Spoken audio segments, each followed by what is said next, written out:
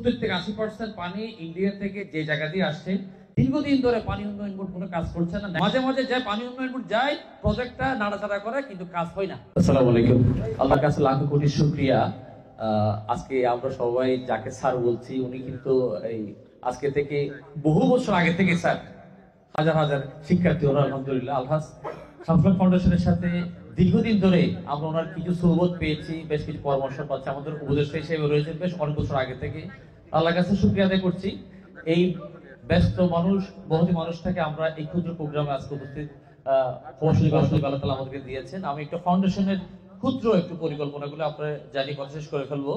আলহাজ সাফল্য ফাউন্ডেশন বুধবার থেকে, অর্থাৎ যেদিন ফেনীতে মূলত বন্যা শুরু হয়েছিল, সেদিন থেকে আমাদের টিমটা কাজ করছে। এবং আমার কিছু সৌভাগ্য হয়েছিল যে বৃহস্পতিবার রাত্রে এখানে উপস্থিত থাকার, এবং সেদিন রাত কাটিয়েছিলাম লালপুরের পেট্রোল পাম্পে, কোথাও যাওয়ার জায়গা নেই, অনেক গল্প কাহিনী যাও।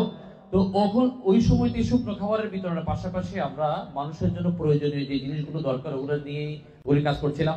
আপনারা হয়তো ইতিমধ্যে ফেনী অনেকগুলো নিউজ পেপারে দেখেছেন, এই খাবার দেওয়ার পাশাপাশি পরশুরাম যেখানে বন্যার উৎপত্তি হয়েছিল, 70 থেকে 80% পানি ইন্ডিয়া থেকে যে জায়গা দিয়ে আসছে, সেই পরশুরাম যখন আমরা গিয়েছি, ওনারা বললেন খাবারের প্যাকেট দিয়েছেন, আপনাদেরকে ধন্যবাদ, আমাদেরকে এই বাদটা করে দেন। আমরা ওনাদেরকে জানিয়েছিলাম বাদ করার দায়িত্ব আমাদের না, এটা আমাদের কাজও না।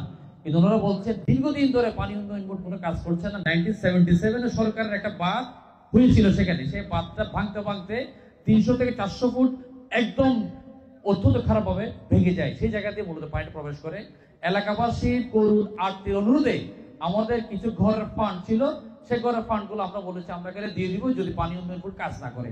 আমরা এখানে 72 ঘন্টা একটা আলটিমেটাম দিয়েছিলাম। তো ইতিমধ্যে পানি উন্নয়ন বোর্ড ভিজিট করেছেন, এলাকার ইউনিয়ন সাহেবের সাথে কথা হয়েছে, ওনারা বলছে পানি উন্নয়ন বোর্ডকে আমাদের দরখাস্ত দেওয়ার জন্য। তো এটি বিশাল প্রজেক্ট, অকানা ফাউন্ডেশন পক্ষ থেকে 1 কোটি টাকা আমরা বরাদ্দ দিয়েছি। কারণ এলাকার মানুষ বলতেছে আপনারা খাওয়ার হচ্ছে, আমার এই মুহূর্তে বার্তা দরকার, যান বাঁচাইতে হবে। এই যেখানে বসে আছি সেখানে পানি দিয়ে আসতেছে।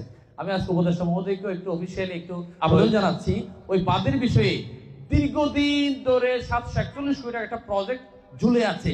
মাঝে মাঝে যায় পানি উন্নয়ন বোর্ড যায়, প্রজেক্টটা নাড়াচাড়া করে, কিন্তু কাজ হয় না। সেই প্রজেক্টটা হয়তো আমাদের এখন দক্ষ উপদেষ্টা মন্ডলী আছেন, আলহামদুলিল্লাহ আমরা আশা করছি যে কাজ গত 10 বছরে হয় নাই, সেই কাজ এখন জাদুর বলে 10 দিনে হয়ে যাচ্ছে। আশা করি ফেনী, নোয়াখালী, লক্ষ্মীপুরে যে কান্না, সেই কান্নাটা হয়তো অচিরে থেমে যাবে ইনশাআল্লাহ। ফাউন্ডেশন ওটার পাশাপাশি আমরা 100টা ঘর নির্মাণের একটা কর্মসূচি হাতে নিয়েছি, যেহেতু আমাদের ভলান্টিয়ার একদম প্রত্যন্ত অঞ্চল ঘুরে ঘুরে কাজ করে। তো 100টা ঘরের মানুষটাকে বুঝতে সম্ভব না, আমরা সার্ভে করছিলাম। সেই সার্ভে করে যেহেতু অনেকগুলো ঘর ভাঙা আছে, সেখানে আমরা অগ্রাধিকার দিচ্ছিলাম বিধবা, ইয়াতিম এবং প্রতিবন্ধী বয়স্ক মা বাবা যারা উপার্জন অক্ষম, এদেরকে অগ্রাধিকার দিই। 10টা ঘরের মালসামানা কিছু আজকে আমরা সম্মানিত প্রধান অতিথির হাত দিয়ে আমরা হস্তান্তর করবো। এবং আমাদের আরো 500 ব্যাগ খাবার বিতরণের প্রোগ্রাম রয়েছে, এটাও আজকে প্রধান অতিথি আজকে উদ্বোধন করবেন আলহামদুলিল্লাহ। তো এই যে আমরা কখনো ত্রাণ বলি না, আপনারা দেখেন এই প্যাকেটের উপরে একটা কথা লেগে আছে, ভালোবাসার উপহার। এই ফেনীবাসী, ফেনী, কুমিল্লা, নোয়াখালী, লক্ষ্মীপুর এবাসীর জন্য ভালোবাসার উপহার। ফাউন্ডেশনের পক্ষ থেকে মহতি কার্যক্রমে আল্লাহ তাআলা আমাদেরকে সুযোগ দানের জন্য আল্লাহর কাছে লাখ লাখ শুকরিয়া আদায় করে আমার সংক্ষিপ্ত বক্তব্য শেষ করছি। আসসালামু আলাইকুম।